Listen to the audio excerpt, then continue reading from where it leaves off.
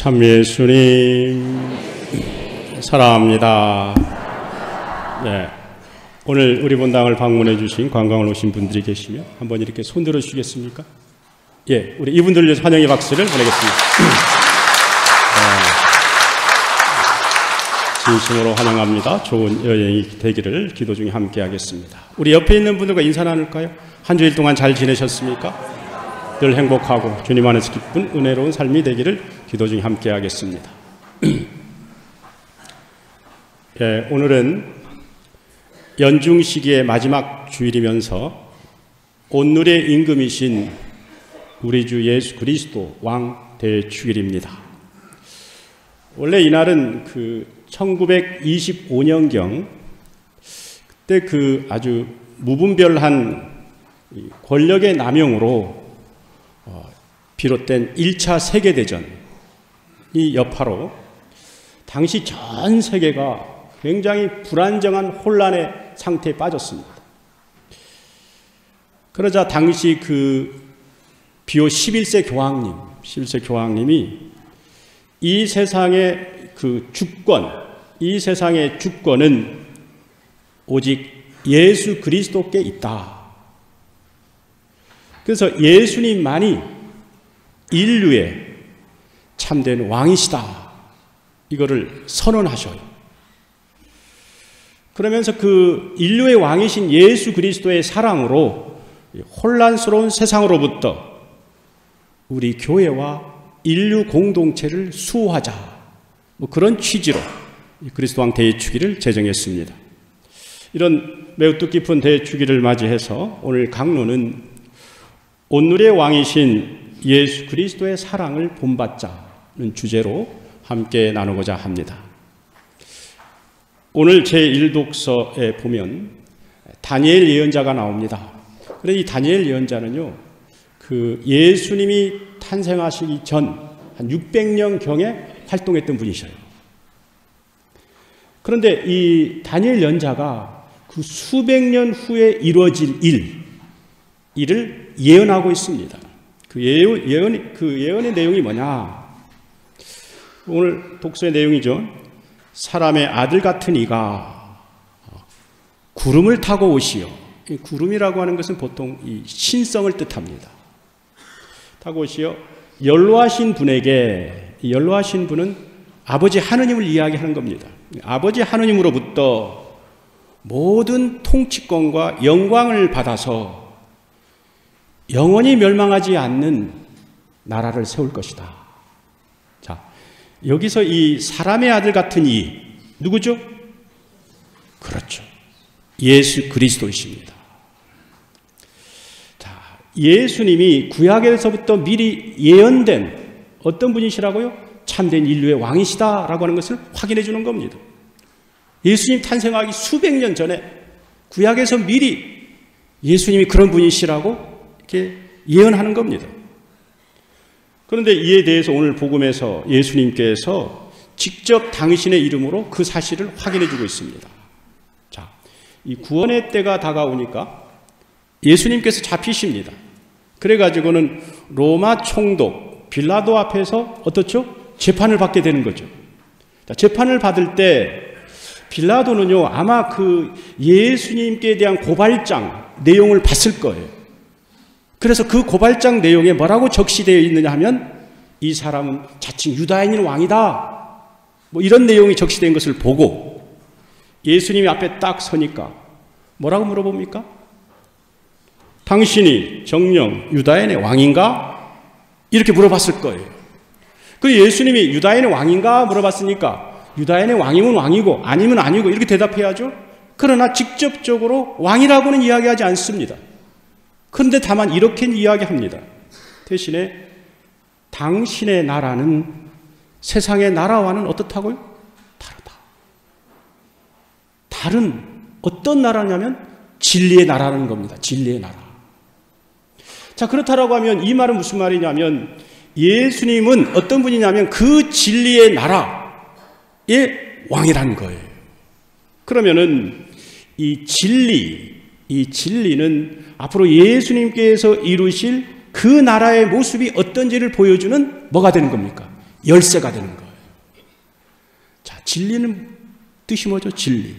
사전적으로 찾아보면은, 여러분들 사전적으로 찾아보면 진리는 보편타당하여 누구나 수긍할 수 있는 사실이다, 이렇게 얘기합니다. 사전적인 정의죠.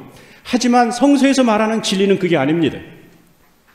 성서에서 말하는 진리는 예수 그리스도를 뜻해요. 예수 그리스도 자신이 진리입니다. 이것은 예수님께서 증언하셨어요. 나는 길이요 진리요 생명이다, 이렇게 증언하셨죠. 당신은 구원의 길이고, 그리고 구원의 길을 이룰 진리고 또한 생명이다, 이렇게 증언하십니다. 예수님은 진리이십니다. 그런데 여기에 대해 진리신 예수님은 또한 사랑 자체이셔요. 그러니까 진리와 사랑은 다른 말입니까? 같은 말입니까? 동의어예요. 이런 면에서 예수님의 나라는 또한 사랑의 나라라고 이야기할 수 있는 겁니다. 예수님은 어떻습니까? 당신의 사랑으로 세상에 나약하고 부족하고 죄 많은 사람들까지 다 포함해서 모든 사람을 품어주시는 사랑의 주님이십니다. 주님의 사랑이 뭘까요? 저는 영혼의 산소와 같다고 생각합니다. 질식할 것 같은 어렵고 힘든 사람들의 영혼을 살려내잖아요. 그것만이 아닙니다. 믿음의 약한 사람도 예수님의 사랑에 젖어 있으면 이 믿음의 폐활량이 커져요. 믿음이 단단해집니다. 그래서 이 사랑은 우리 영혼의 산소와 같은 것, 바로 이 사랑의 삶을 본받으면서 살아가야 한다는 겁니다. 여러분, 지난 1월에 전국 법원장 이렇게 임명식이 있었어요. 그러니까 임명이 있었는데, 그 법원장 임명된 사람들 중에서 인천지방법원 법원장, 그분이 선정이 됐는데요. 임명이 됐는데 그 사람이 여성입니다. 저는 그 내용을 보고는 너무나 기뻤습니다. 마음이 설레기까지 했습니다. 마음이 따뜻해졌습니다. 왜 그럴까요? 제가 그 사람을 알아서? 그렇지 않습니다. 저는 그분과 일명씩도 없는 사람입니다. 그런데 왜 제가 그 사람의 임명을 보고는 기뻐하고 마음이 따뜻해졌을까요? 거기에는 이유가 있습니다. 10여 년 전 서울 서초동에 소년법정이 있습니다. 이 소년법정에서 이런 일이 있었습니다.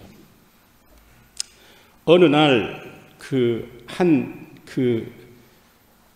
오토바이 절도죄로 이렇게 수감된 한 소녀가 중년의 여성 재판장 앞에서 재판을 받게 됐습니다.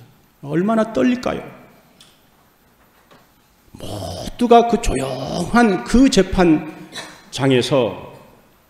이 여성 판사가 판결을 내리지 않고 잔뜩 웅크리고 앉아있는 그 소녀를 부르고는 다정한 목소리로 이렇게 얘기합니다. 자신을 따라가지고 힘차게 외쳐봐라. 나는 이 세상에서 가장 멋있게 생겼다.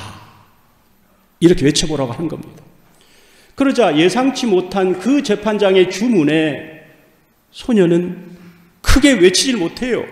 아주 나지막한 소리로 나는 이 세상에서 가장 멋있게 생겼다. 그러자 이 여성 재판장은 이번에는 더 큰 소리로 자기를 따라서 외쳐보라고 합니다. 나는 이 세상이 두렵지 않다. 나는 무엇이든지 할 수 있다. 그리고 이 세상에는 나 혼자가 아니다. 그래서 이 소녀는 하나씩 큰 소리로 따라 하다가 마지막 구절에 이르러가지고 이 세상에 나 혼자가 아니다 라는 그것은 외치질 못합니다. 갑자기 무슨 서름이 복받쳤는지 통곡을 하면서 눈물을 터뜨립니다. 이 세상에 나 혼자 하면서 터뜨리는 거죠. 사실 이 여성 판사가 판결을 내리지 않고 이렇게 한 데는 까닭이 있었어요. 원래 이 소녀는 어려운 환경에서 자랐습니다. 그런데 이 소녀는 그 가운데도 공부를 얼마나 잘했는지 상위권. 그러면서 이 소녀에게는 희망이 있었습니다. 간호사였고, 그러면서 간호사를 꿈꾸면서 아주 구김살 없게 지냈던 학생이었습니다. 그런데 어느 날 여러 명의 남학생에게 끌려가가지고 폭행을 당합니다. 그 후부터 삶이 완전히 바뀌어요. 이 소녀는 정말 그 병원에 입원을 하게 되고, 그 홀 어머니는 신체 일부가 마비돼 충격을 받아가지고, 그부터 소녀가 어떻게 했습니까? 학교를 겉도는 거예요. 그렇게 공부를 잘하고 충실했던 이 학생이 학교를 겉돌기 시작합니다. 그러면서 이런저런 범죄를 저지르기도 합니다. 이거를 안 겁니다. 판결을 내리기 전에. 그래서 그 판사는 그 소녀에게 그렇게 주문을 한 겁니다. 그렇게 주문한 다음에 이제 그 재판장에 있는 그 사람들이 있지 않습니까? 그 사람들을 보면서 이 여성 판사가 이렇게 이야기합니다.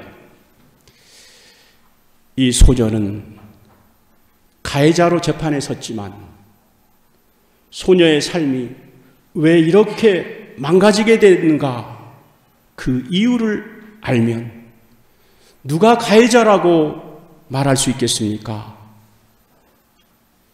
이 아이의 잘못에 대한 책임이 있다면 여기 앉아있는 여러분과 우리 자신입니다.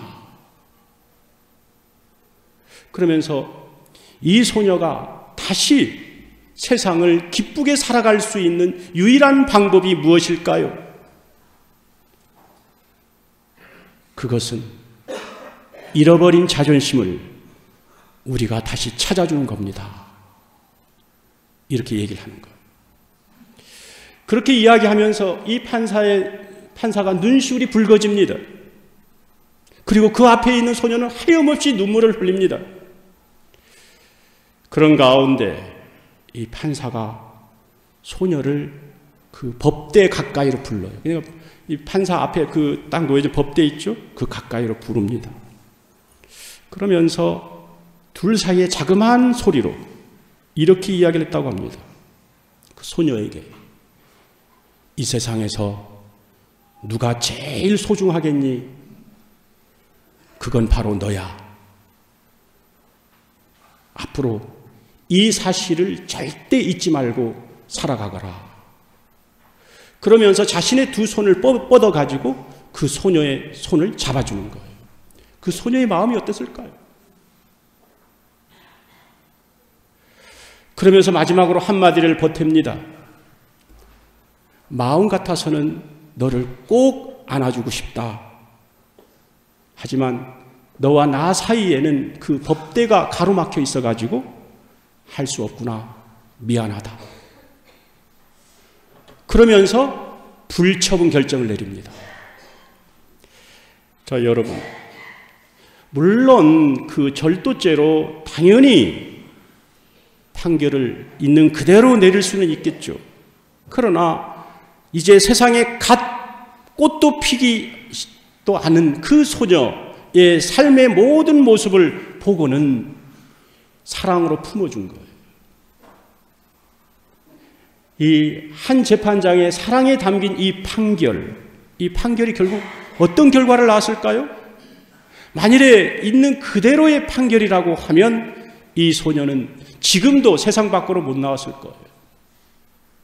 하지만 사랑에 담긴 이 판결로 인해 가지고 절망하던 이 한 소녀를 세상 밖으로 나오게 하고, 그리고 세상에도 살만한 가치가 있구나라고 하는 마음을 심어주게 되고 다시 일어설 수 있도록 이끌어준 거예요. 이런 분이 재판장이 된 거예요. 얼마나 기쁘겠습니까? 우리 사회도 희망이 있는 겁니다. 우리가 때로는 우리 사회에 희망이 없다고 하지만 우리 사회는 요소에 누군가를 위해서 사랑의 손길을 내미는 그런 사람들이 있는 겁니다. 그래서 우리 삶은 살만한 가치가 있는 것이고 그리고 예수님의 사랑의 나라가 이루어질 것입니다. 여러분, 사랑은 한 사람의 인생을 바꿔놔요. 그게 크든 작든. 그러나 여러분, 이 사랑이 한 사람의 인생만 바꿔놓을까요? 그렇지 않아요. 사랑은 가정과 사회도 바꿔놓습니다. 그리고 그것만이 아닙니다. 이 가정과 이 사회뿐만 아니라 우리가 살고 있는 이 세상을 온전히 사랑과 진리가 넘쳐 흐르는 그러한 사랑의 나라로 바꿔놓습니다. 그래서 지금 여기에서 우리 신앙인이 그런 사랑의 삶을 살아가야 한다는 겁니다. 그러므로 형제 자매 여러분, 금번 한 주 인류의 왕이신 사랑의 주님이신 예수님을 본받아 우리가 사랑으로 이웃에게 힘과 용기를 주는 가운데 주님과 일치할 수 있는 참된 신앙인이 되길 주님의 이름으로 기도드립니다.